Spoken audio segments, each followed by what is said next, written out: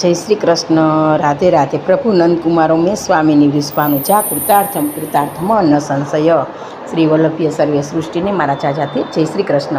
હવે વાલા વૈષ્ણવ, આજના સત્સંગમાં આપણે શ્રી વલ્લભ પ્રભુજી કૃપા કરજો, શરણે લેજો એ વિશે પુષ્ટિ પ્રસંગ કરીએ.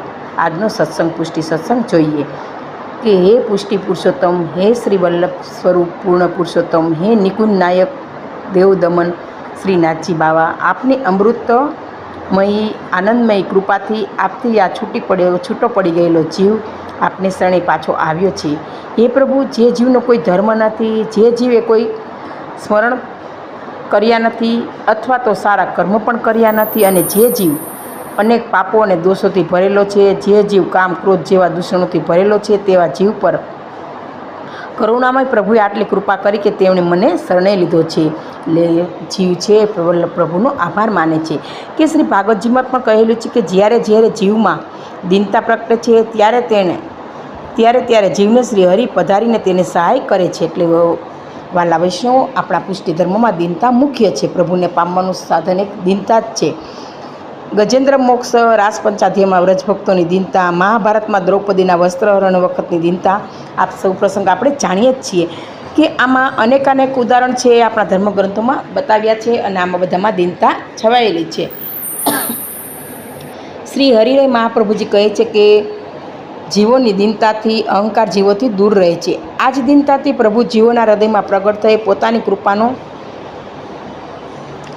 સાનંદાનુભવ પણ કરાવે છે. વળી દીનતા એ જીવોના તાપનું ભાવનું પણ પ્રતીક છે, જે પુષ્ટિ જીવોને વિપ્રયોગનું દાન કરે છે. શ્રી વલ્લભ કુલ આચાર્ય બાળકો કહે છે કે જ્યારે જીવને વિપ્રયોગાત્મક તાપાત્મક ભાવ થાય ત્યારે તેણે શ્રી સ્વામિનીજી, શ્રી ઠાકોરજી, રજભક્તો અને શ્રી યમુનાજી અને શ્રી વલ્લભના ચરણાવીનનો આશ્રય કરવો જોઈએ. એટલે આપણે વાલા વૈષ્ણવ હંમેશા બધાનો આશ્રય કરવો જોઈએ. હવે પુષ્ટિ માર્ગમાં આ 5 તત્વોનો આશ્રય લેતી વખતે તેમનામાં દ્રઢ વિશ્વાસ અને શ્રદ્ધા સદૈવ રહે તે હેતુથી વૈષ્ણવોએ પુષ્ટિ ભગવતીય અને વૈષ્ણવના સત્સંગ દ્વારા પુષ્ટિ ગ્રંથોનું સતત અવલોકન, સ્મરણ, શ્રવણ, ચિંતન, મનન, પાદસેવન અને સેવાનો આધાર લેવો. કારણ કે આ જ તત્વો છે જેના દ્વારા પુષ્ટિજીવને પ્રભુ કૃપારૂપી અમૃત મળે છે.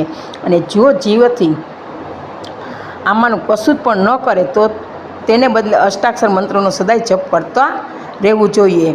કારણ કે આ અષ્ટાક્ષર મંત્રથી જીવનના બધા જ સર્વ કર્મો કાર્યો સિદ્ધ થાય છે અને પાપ પણ નાશ પામે છે. એટલે વૈષ્ણવ આપણે સદાય શ્રી કૃષ્ણ શરણમ અષ્ટાક્ષર મંત્રનું રટણ કરવું જોઈએ. હવે પુષ્ટિ માર્ગમાં જેટલી દીનતા અને પ્રભુ પ્રત્યેની આરતી હોય તેટલું કાર્ય વધુ ઝડપથી સિદ્ધ થાય છે. એટલે જેટલો દીનતા ભાવ આપણે વધારે તેટલે પ્રભુ આપણા નજીક આવે છે.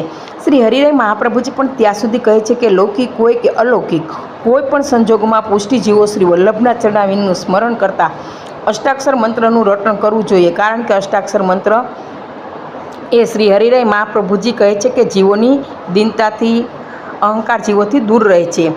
આ જ દીનતાથી પ્રભુ જીવોના હૃદયમાં પ્રગટ થઈ પોતાની કૃપાનો સાનંદાનુભવ કરાવે છે.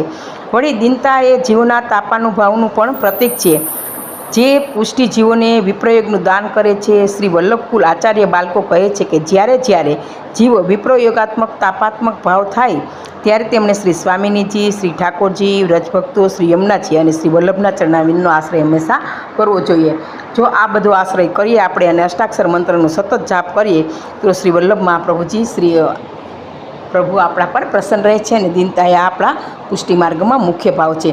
તો વાલા વૈષ્ણવ, આ પ્રસંગ મારો અહીંયા પૂરો થાય છે. અને આ પ્રસંગ કહેવામાં મારી કે ભૂલ રહી ગઈ હોય તો પુષ્ટિ રસની દાસને ક્ષમા કરશો જી. સર્વે વાલા વૈષ્ણવને જય શ્રી કૃષ્ણ, જય શ્રી કૃષ્ણ.